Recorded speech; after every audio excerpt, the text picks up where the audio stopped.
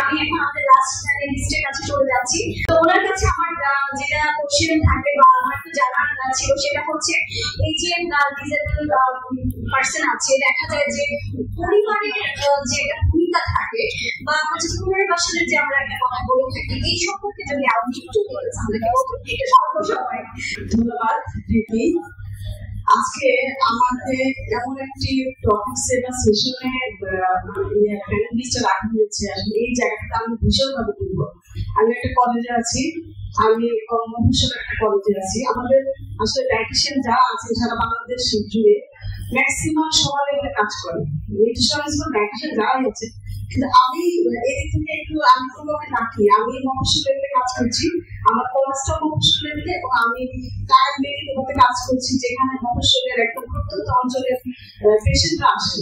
তো যাই হোক, আমি এদিকে যাবো না। আমি আজকের যে টপিক ডিসেবিলিটির যে পার্সন যারা রয়েছে প্রত্যেকটা পরিবারে যেটা আমি দেখি যে আসলে সমাজ কল্যাণ মন্ত্রণালয় সমাজ সেবা মন্ত্রণালয় থেকে একটা ইয়ে আছে যে তারা প্রতিটা সারা বাংলাদেশে কতজন ডিসেবিলিটি পেশেন্ট আছে বা পার্সন আছে বা এরিয়া আছে তাদেরকে কাউন্ট করা হয়েছে এবং সেই অনুযায়ী পদক্ষেপ নেওয়া হচ্ছে বা অংশ নেবে। আমার অভিজ্ঞতা আছে, কেন আমি একটা উপজেলা লেভেলে কলেজে আছি, আমার বাসার পাশে একটা প্রতিবন্ধী সেন্টার আছে যেটা সমাজ কল্যাণ মন্ত্রণালয়ের আন্ডারে। সেখানে আমি পেশেন্ট দেখি, থেরাপি বিভিন্ন ধরনের থেরাপি দেওয়া হয়ে থাকে। এবং এখানে আমি যেটা বলবো যে যেটা বলা হয়েছে যে পুনর্বাসনের জায়গা থেকে আমি যেটা বলি যে পরিবার থেকে সবচেয়ে বড় ইম্পর্টেন্ট যে রোলটা এদের ক্ষেত্রে রাখবে সেটা হচ্ছে পরিবার। সেখানে একটা ডিসেবল পেশেন্ট যদি কোনো পরিবারে থাকে, সেখানে সেক্ষেত্রে বাবা এবং মা যদি সচেতন না থাকে, তাদের যদি কোনো আইডিয়া না থাকে যে তাকে কিভাবে স্টাবলিশ করা যাবে, তার যে তাকে কিভাবে বিভিন্ন ধরনের ট্রেনিং দিয়ে হোক বা বিভিন্ন ধরনের শিক্ষা দিয়ে হোক বা পুনর্বাসন সেন্টারে নেওয়া হোক, এবং এই যে একটা মানে তাদের যে একটা মেন্টালিটি বা তাদের যেটা অভিজ্ঞতা, এই অভিজ্ঞতার ভীষণ অভাব। এবং অভিজ্ঞতার অভাব বলবো না, তারপরে আমি বলবো সচেতনতার অভাব।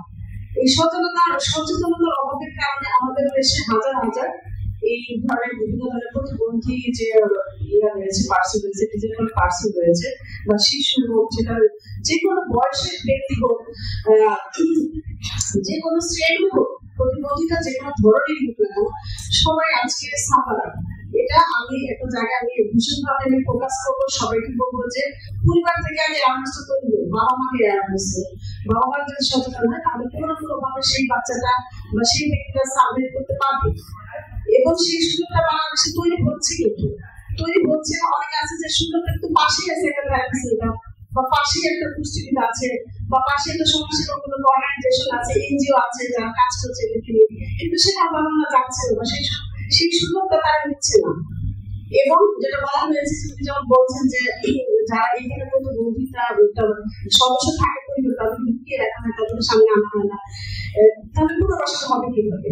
পুনর্বাসনটা করতে আমাদের শুনতেই তো করতে হবে বাবা এবং মাকে, পরিবারের সদস্যদেরকে আগে তাকে রিসিভ করতে হবে, তাকে স্বীকার করতে হবে যে হ্যাঁ আমার বাচ্চাটা প্রতিবন্ধী বা আমার সদস্য, আমার পরিবারের আমার সদস্য প্রতিবন্ধী, এটা স্বীকার করে নিতে হবে। স্বীকার করে নিয়ে তাকে আগে সমাজের কাছে আমার বাচ্চাটাকে কিভাবে অভিযোজন করাবে, কিভাবে স্টাবলিশ করবে, কিভাবে তাকে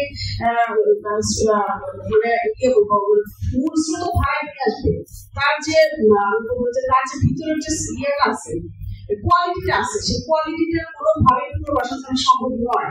এবং সেই ক্ষেত্রে আমি বলবো যে অবশ্যই পরিবারের এটা উচিত এবং পরিবার সেটা তার পরিবার থেকে শুরু করবে এবং সেটা যেখানে গেলে তার সার্ভাইভ হবে, যেখানে তাকে এডুকেশন দেওয়া যাবে, থেরাপি দেওয়া যাবে বা টোটাল নিউট্রিশন টিপস যেগুলো আছে সেগুলো তাকে দেওয়া উচিত। যেগুলো আমাদের অনেক এখানে যারা বলছেন আজকে প্যারেন্টস যারা আছেন, স্পিকার যে ছিলেন খুব সুন্দরভাবে স্থাপন করেছে প্রেজেন্টেশন, আমি সব দেখেছি যে আসলে কোথায় কোথায় কিভাবে আমাদের বিষয়গুলো আমাদের জানা দরকার।